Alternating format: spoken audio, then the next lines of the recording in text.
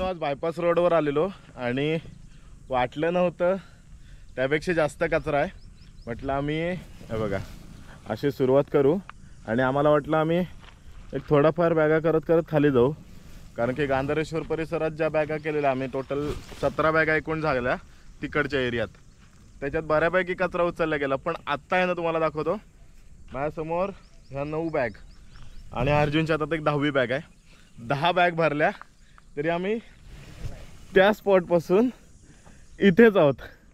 एवढ्या ह्याच्यात फक्त आमच्या आजच्या दिवसाभरातल्या 10 बॅगा भरल्यात, म्हणजे अजून खाली तर भयंकर कचरा। ही तर फक्त सुरुवात होती ह्या कॉर्नरला, खाली तर म्हणजे मला वाटतं नगरपालिकेची गाडीच लागेल आम्हाला, एवढा कचरा आहे।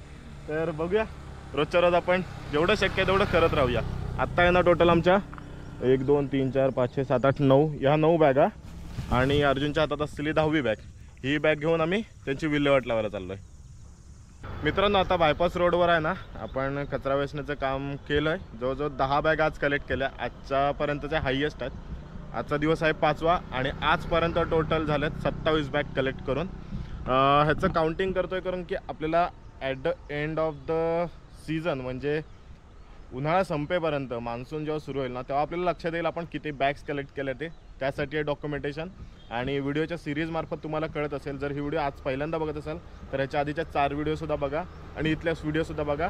आणि आपलं channel YouTube channel journey with Nikhil सबस्क्राईबसुद्धा करा. आज माझ्यासोबत होता अर्जुन. आणि आपण प्लॅस्टिकच्या बॅगांची विल्हेवाट आहे ना इथं लावली आहे आपल्या वडनाका परिसरातील शिवनदीजवळ असलेला हा भाग.